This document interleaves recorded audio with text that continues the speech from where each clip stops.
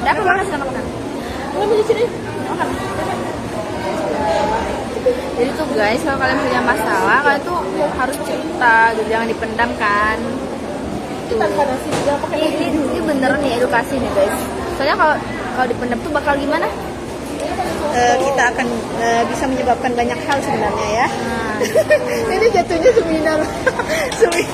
ini ngobrol santai aja. Soalnya banyak orang-orang di luar sana tuh kayak yang mau terlihat kuat padahal gak kuat gitu kan. Dan itu nggak boleh kayak gitu guys. Sebenarnya mau mengedukasi juga ya. Psikolog itu sebenarnya nggak mahal-mahal amat. Kan kita bisa butuh beberapa teman.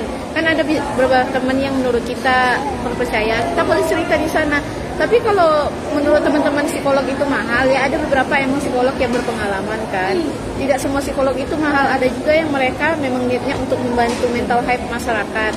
Jadi coba saya browsing aja, browsing.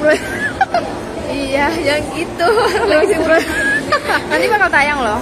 Nanti browsing aja cari psikolog yang kira-kira mencukupi dana untuk ke sana. Insya Allah mereka akan membantu. Sebenarnya nggak semua psikolog itu mematokkan uang. Nggak ada yang Ini lagi serius nih. Ya. Gak ada yang matokan uang, intinya Iya, tuh tidak kalian ada. sembuh aja gitu Benar. kan. Kadang kan ada yang korban pelecehan seksual tuh sering banyak kan. Ada yang mereka memendam, jadinya banyak jatuhnya pembunuhan. Mereka bunuh diri. Kayak mereka bunuh tuh malu mengungkapkan padahal mereka Benar. korban gitu kan. Betul. Padahal itu bukan aib loh. Itu Betul, kan harus benar. diselamatin gitu. Iya. Ya benar. jadi menurut saya itu setidaknya kalau memang kalian belum berani untuk mengungkapkan, kalian bisa berbagai metode yang harus kalian pelajari, kayaknya misalnya menuliskan semua keluh kesah kalian di dalam buku terus dibakar. Itu juga jadi salah satu alternatif untuk setidaknya mengurangi banyak. Atau enggak kalian mencoret-coret buku, cari hal Sama orang yang dipercaya gitu kalau kan. memang kan bercerita kan sulit kan. Kalau bercerita nggak mungkin kan. Dengan melukis gitu bisa nggak sih kayak Bisa sebenarnya. meluapkan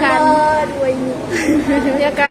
Nah, balik lagi ya guys. Nah kembali lagi ya, ada pertanyaan kira-kira ada yang Jadi tuh ini nggak sih kalau puas, kalau misalnya kita melukis nih, oh ya, makasih bang. Misalnya kita melukis nih, goresan puas tuh menentukan, bisa dilihat nggak sih dari situ kan kita apakah udah stres atau biasa-biasa aja, baik-baik aja kan itu bisa dilihat kan. Nah itu juga bisa guys. Intinya semua hal dari live ini mencanangkan buat teman-teman semuanya biar bisa menjaga mental health-nya. Jangan sampai apa ya, kayak nggak peduli sama diri sendiri gitu. Soalnya kayak udah dewasa tuh kalau bukan kita yang peduli siapa lagi gitu. Semua orang udah sibuk dengan urusannya masing-masing gitu loh guys gitu. Bahkan orang tua sekalipun nggak bakal ngerti kalau bukan kita yang bisa nenangin diri kita sendiri gitu. Nah iya, sama satu lagi ya, karena kan edukasi tentang mental health itu banyak banget di YouTube, di Instagram. Terus kalian kan bisa belajar dari sana. Ada banyak korban yang berani speak up, ada yang berani untuk malah mereka jauh lebih percaya diri karena setelah speak up itu. Jadi menurut saya pribadi, dengan kalian berani seperti itu, kalian jauh lebih melangkah lebih banyak sih. Kalau memang belum sanggup untuk cerita, ya udah nggak apa-apa, mulai dari hal-hal sederhana dulu yang kalian bisa lakukan, mulai produktif, mulai bangun kepercayaan diri kalian lagi dengan cara metode-metode yang udah dibilang tadi ya, kayak menulis ataupun hal-hal yang melukiskan itu sebenarnya butuh ketenangan yang banyak, sedangkan emosi kita kan belum stabil banget gitu kan. Jadi bisa ditulis semuanya kan, atau dicoret-coret aja, terus kalian bakar semua memori itu secara otomatis di alam bawah sadar pun. Mereka itu juga tahu, oh cerita-cerita aku udah dituangkan di sini.